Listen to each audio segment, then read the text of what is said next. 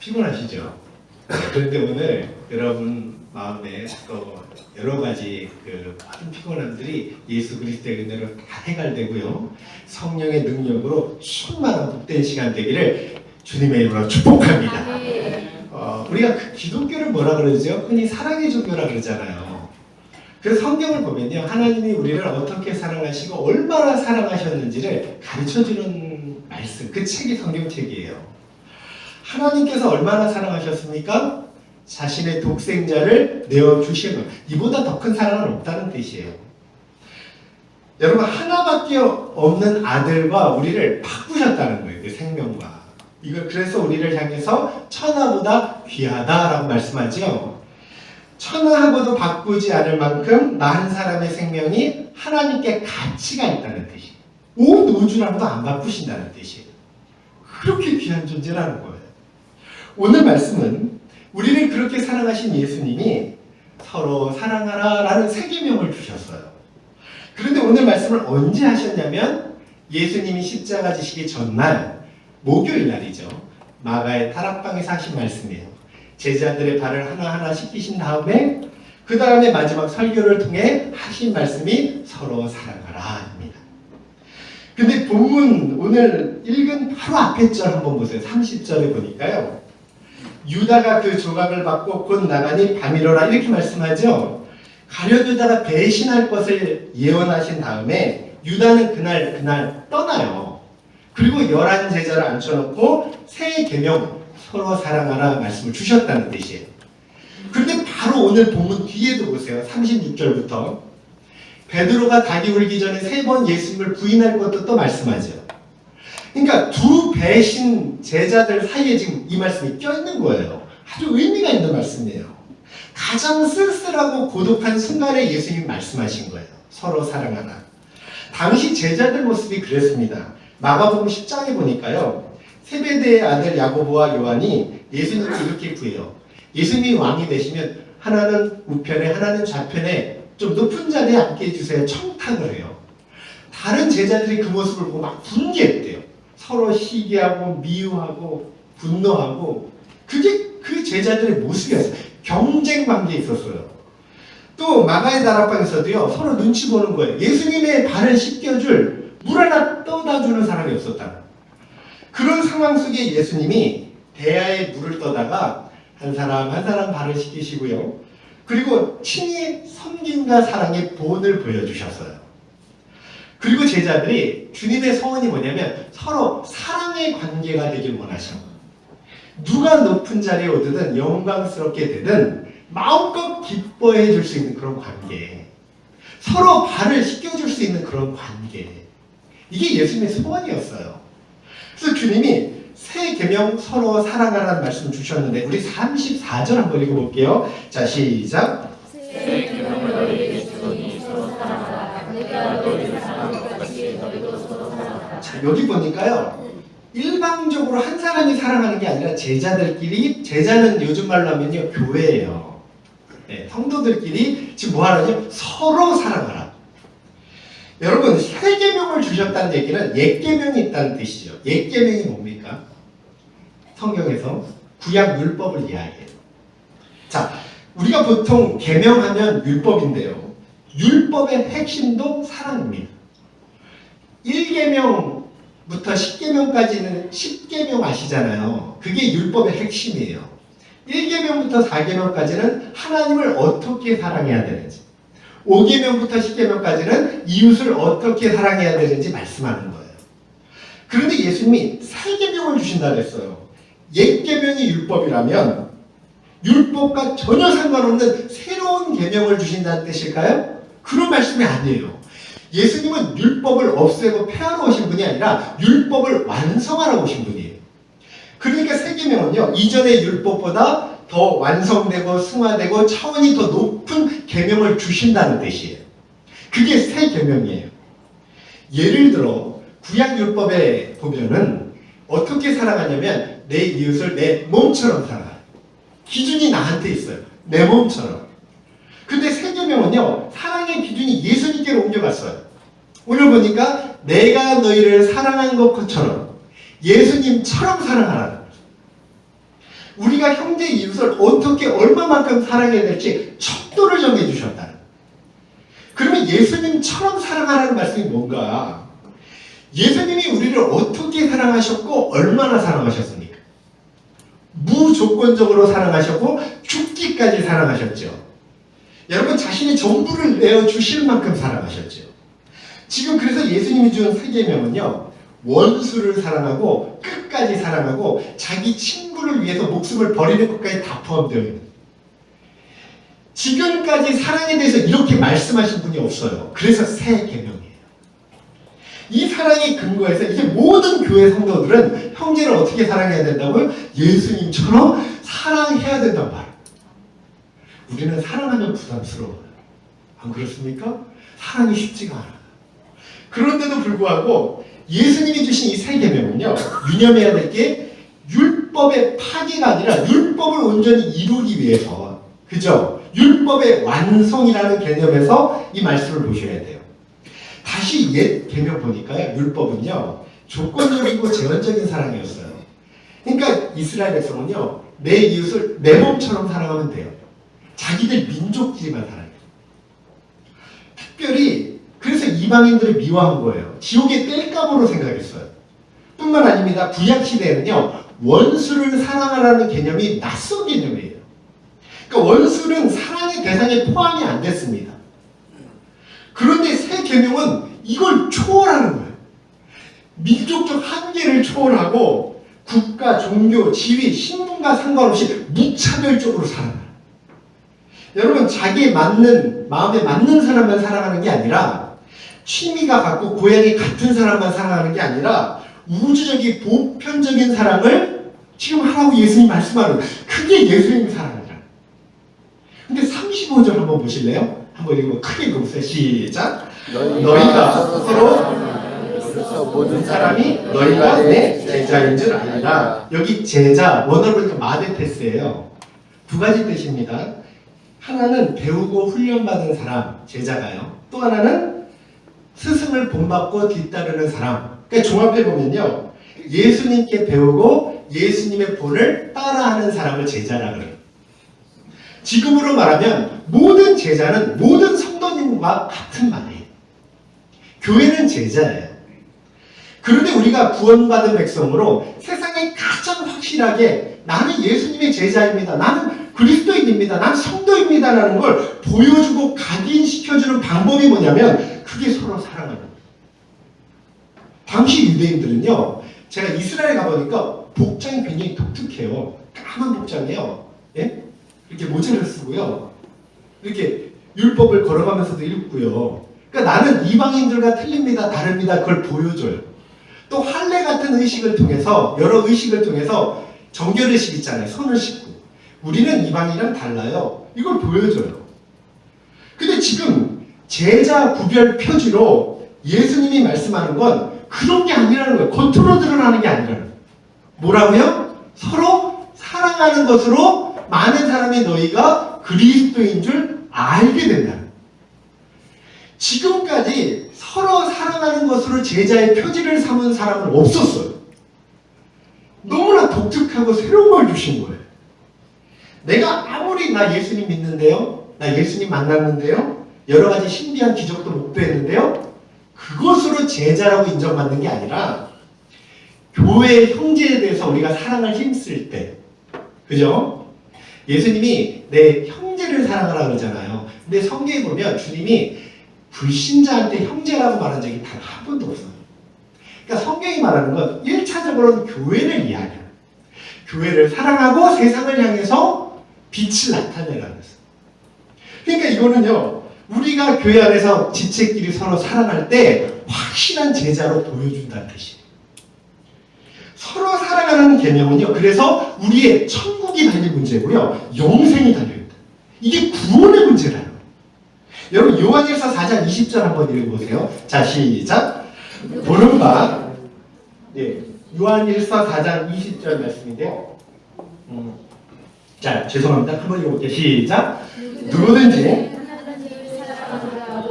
그 형제를 미워하면 이는 거짓말하는 자니 보는 바 그 형제를 사랑하지 아니하는 자는 보지 못하는 바 하나님을 사랑할 수 없느니라. 자, 여기 보니까요, 보이는 형제 교회 지체를 사랑하지 않으면 어떻게 보이지 않는 하나님을 사랑하겠느냐, 그런 말씀이에요. 성 어거스틴은 이런 이야기했어요. 대신학자이면서 그죠? 성자라고 칭호를 받게 되죠. 그분이 이런 말을 합니다.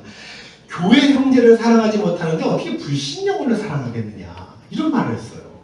참 안타까운 사실은요, 많은 사람들이 구원에 대해서 오해하는 경향이 있어요. 뭐냐면, 내가 예수님 믿고 나 죄사함 받았습니다 그러면요, 이제 어떻게 살든 나는 그냥 천국 가요, 이렇게 생각해요. 근데 그런 게 아니에요. 한 번도 성경은 그렇게 말하지 않았어요. 바울을 통해서 이렇게 말했어요. 로마서 6장 15절에 보니까, 그런즉 어찌하리요? 우리가 법 아래 있지 아니하고 은혜 아래 있으니 죄를 지으려 그럴 수 없느니라. 은혜를 받았는데 어떻게 죄를 짓겠느냐? 안 지을 수는 없죠. 그러나 어떻게 죄를 기뻐하겠느냐, 이런 뜻이에요. 그럴 수는 없느니라. 뿐만 아니라 마태복음 7장 21절에요. 나더러 주여 주여 하는 자마다 천국에 다 들어가는 것이 아니요 다만 하늘에 계신 내 아버지의 뜻대로 행하는 자라 들어가리라. 똑같은 말씀들이에요. 그러니까 은혜를 받으면 이제는 죄의 종이 아니라 의의 종으로 바뀌어지잖아요. 그러면 하나님 주신 말씀을 지키며 살아가는 사람이 되었다는 뜻이에요. 단순히 당신은 율법을 지켜, 그런 게 아니에요. 이런 거예요. 예수님 은혜를 입으면요, 예수님을 사랑하면 계명을 사랑하는 사람이 될 수밖에 없다는 뜻이에요. 그러니까 예수님을 사랑하면서 예수님의 계명을 지키지 않은, 특히 새 계명, 그런 일이 일어나기 어렵다는 뜻이에요. 여러분, 사랑해 보셔서 알 거예요. 진정으로 사랑하면 상대방의 말에 경청을 하고요, 상대를 기쁘게 해주려고 최선을 다합니다. 그것이 사랑이에요. 예수님은 지금 그런 마음을 원하는 거예요. 그렇게 자원해서 기쁜 마음으로 주님의 계명을 따라 힘쓰기를 원하신다는 거예요.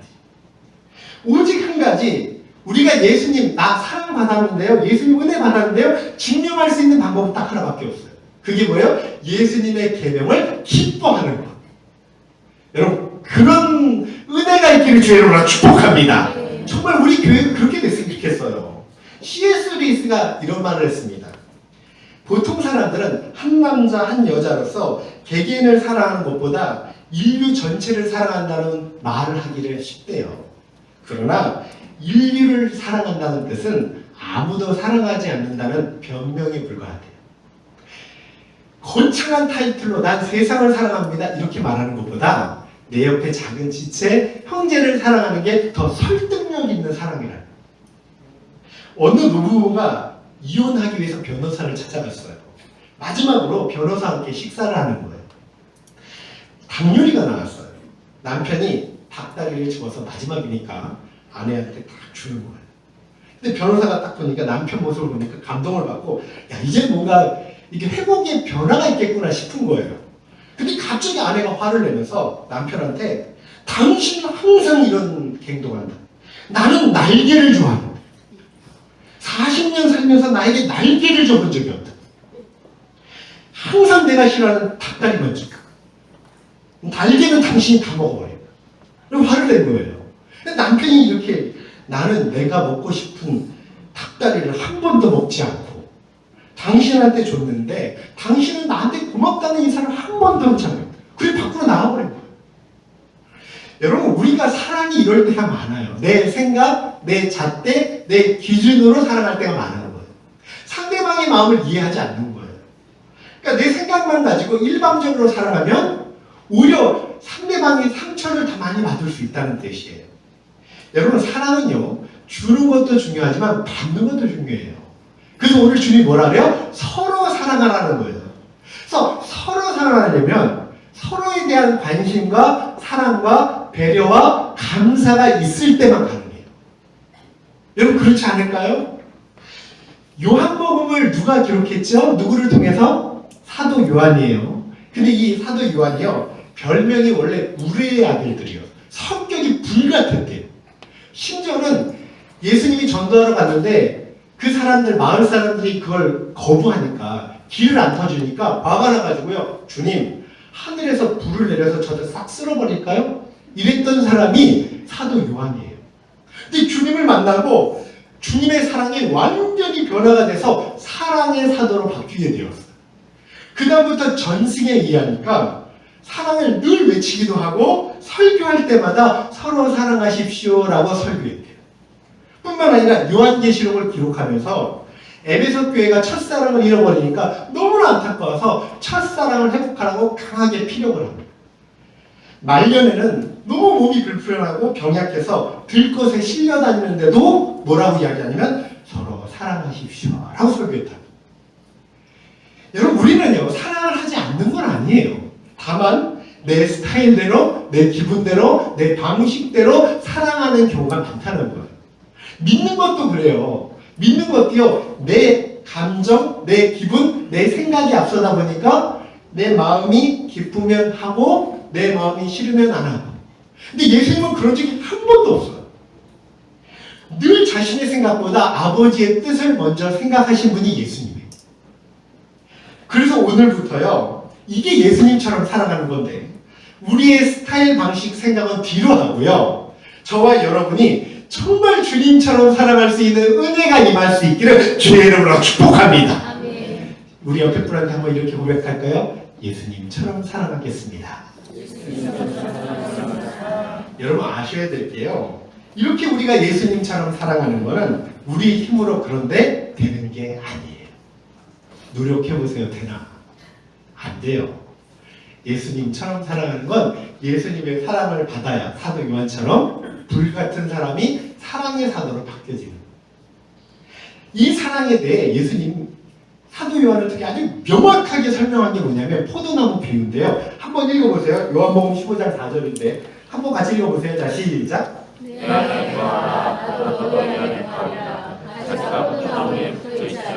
스스로 열매를 맺을 수 없음같이 너희도 내 안에 있지 않으면 그러하리라. 주님은 참 포도나무고 우리는 가지래요. 자, 가지가 나무에 붙어있지 않으면 열매를 못 맺는 건 당연하죠. 그러니까 붙어 있으면 좋은 영양분을 공급받아서 저절로 열매를 맺는다. 그럼 여기 맺히는 열매가 무슨 열매일까요? 예수님이 사랑의 열매를 이야기하는 거예요. 그래서 요한복음 15장 12절에 그 뒤에 말씀에 이런 말씀을 해요. 내 계명은 곧 내가 너희를 사랑한 것 같이 너희도 서로 사랑하라. 새 계명을 반복해서 또 설명해요. 우리가 사랑의 열매를 맺기 위해서는 노력하는 게 뭐냐면 주님께 붙어 있으면 돼요. 그러니까 붙어 있는 걸 예수님 안에 거한다는 거예요. 그러면 제가 물어볼게요. 붙어 있는 게 뭘까? 자, 15장 5절 한번 크게 읽어보십시오. 요한복음 15장 5절 시작. 나는 포도나무요 너희는 가지라. 그가 내 안에 내가 그 안에 거하면 사람이 열매를 많이 맺나니 나를 떠나서는 너희가 아무것도 할 수 없어요. 아무것도 못한대요. 사랑 불가능하다는 거예요. 그러면 예수님 안에 거하고 예수님께 붙어있는 게 뭐냐는 거예요. 제가 잘 원어로 가르쳐주면 기억하십시오. 예수님 안에 거한다는 건요, 예수님과 사귐을 갖는 걸 이야기해요. 그걸 영적인 교제라고 말합니다. 예배를 통해 말씀과 기도를 통해 예수님과 교제를 하잖아요. 계속 사귐을 가지면 그게 바로 예수님 안에 거하는 거고 예수님께 붙어 있는 거라고. 그래서 아무리 실한 포도나무 가지라 할지라도 줄기에서 잘리우면 열매를 못 맺는 것처럼 예수님과의 관계가 끊겨버리면 사랑을 공급받아야 되는데 못 받잖아요. 그러니까 어떤 열매도 맺을 수 없다는 거지. 여러분, 주님은 굉장히 인격적이신 분이에요. 우리가 주님을 거부하고 기뻐하지 않으면 저 교제 싫은데요? 그러면 우리 안에 들어와서 먹고 마시고 은혜를 주실 수가 없어요. 근데 우리가요, 주님 제가 부족하지만 제 마음에 들어오셔서 저를 풍성한 사랑의 열매를 맺게 해주세요. 이렇게 기뻐하잖아요? 그러면 그 사람에 들어가서 주님이 먹고 마시면서 생명을 얻는 더 풍성히 얻는 은혜를 주신다는 약속이에요. 누구나 예수님과 깊은 사귐을 받으면 영적 교제가 일어나면 어떤 게 일어나냐면 변화가 일어나요. 여러분, 성령의 열매가 나타나요. 그러니까 사람들의 말을 잘 들어보면 믿음의 말들이 넘치게 돼요. 그래서 사도 바울이 이런 이야기 했어요. 나는 그 사랑의 열매를 맺기 위해서 자신을 쳐 죽게 복종시킨다. 끊임없이 붙어 있으려고 한다. 또 그 붙어 있으려고 하는 걸 통해서 나는 그리스도인이라는 걸 증명한다고 고백했어. 잊지 마세요. 저와 여러분은요, 주님을 떠나서는 아무것도 없어. 제 말 아니죠? 주님 말씀이죠. 어떤 선한 열매도 못 맺는다는 뜻이에요. 왜냐하면 그 은혜는 예수님 안에 있을 때만 얻을 수 있는 은혜예요. 여러분, 그래서 이거는요, 붙어있는 건 해도 되고 안 해도 되는 게 아니라 15장 6절 같이 읽어보십시오. 자, 시작. 사람이 내 안에 거하지 아니하면 가지처럼 밖에 버려져 마르나니 사람들이 그것을 모아다가 불에 던져 사느니. 지금 보니까 예수님과 교제를 거부하면, 영적 교제가 끊기면 아궁이에 던져지는 마른 나뭇가지처럼 사람들이 모아다가 불에 던진다 그러죠. 마지막 심판을 받는다는 뜻이에요. 여기 불이 보니까 제가 원어를 보니까 지옥불을 이야기해요. 그러니까 주님과 교제가 끊기면 그건 당연한 거잖아요. 그죠? 여러분, 그래서요, 영적 교제라는 게 우리가 가장 큰 복이라는 거고, 그게 생명이고 그게 축복이라는 말씀. 우리가 영적 교제를 하면서 주님께, 주님 저 사랑 좀 부어주세요. 그러면 사랑을 정말 주신다는 거예요. 주님 저 지혜 주시려면 주신다는 거예요. 저 성령의 충만함을 주세요. 사모하면요, 누구든 다 성령의 충만함을 주신다고 약속을 주셨어요. 주님은 한 번도 약속을 어긴 적이 없어요. 제일 중요한 거라서 예수님과 교제를 기뻐하는 사람이에요. 여러분이 그 주인공이 될 수 있기를 주의 이름으로 축복합니다. 여러분, 정말 옆에 분한테요, 저는 이제부터 예수님과의 교제를 가장 큰 복으로 생각하겠습니다. 한번 고백해 보십시오.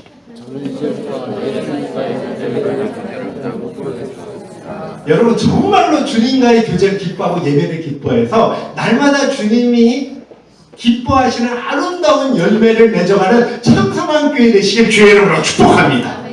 여러분, 주님 잘 생각하세요. 주님과의 교제가 끊기면 끝나는 거예요. 그건 정말 무서운 거예요. 근데 저는 감사해요. 그래도 이 자리에 주님께 예배드리러 나왔지 않습니까? 오늘 우리 말씀했죠. 서로 사랑하라. 이게 제자의 징표인데요. 이것도 내 힘으로 안 되고 주님의 사랑을 공급받으면. 그래서 공급받으려면요, 여러분 노력해. 사랑은 가만히 있는다고 되는 게 아니에요. 가만히 있어서 되면 서로 사랑하라는 얘기 안 하셨을 거예요. 그러니까 주님의 사랑을 계속 공급받고 그 사랑을 계속 보여주래요. 그럼 제일 중요한 게 뭐예요? 영적 교제. 예배, 오늘 이 시간의 말씀을 통해서도 여러분에게 사랑의 힘을 주실 줄 믿습니다. 여러분이 기도하는 가운데 하나님께서 용서할 수 있는 은혜도 주실 줄 믿습니다. 여러분, 우리는 받으면 되는 거예요. 그래서 저는 신비한 게, 마음이 너무 안 좋다가도 주님 하고 기도하면 이상하게 마음이 싹 녹아요. 그리고 그 사람한테 뭐라고 문자를 보낼까? 또 뭐라고 사랑한다 할까? 이렇게 막 떠올라요. 그게 제 힘이 아니에요. 그렇지 않습니까? 막 마음이 안 좋아도요. 그래서 뭐 하라고? 마음이 안 좋을 때는 기도하셔요. 마음이 안 좋을 때 성경을 보셔요. 특별히 예배를 드리셔요. 올 한 해는요, 이 영적 풍성한 교제를 통해서 우리 참sam한 교회가 정말 열매가 풍성하기를 주의 이름으로 축복합니다. 정말 그런 마음으로 우리 옆에 분한테 마지막으로 한번 이렇게 다시 한번 고백하겠습니다. 참 포도나무신 주님께 붙어있는 게 최고 복입니다.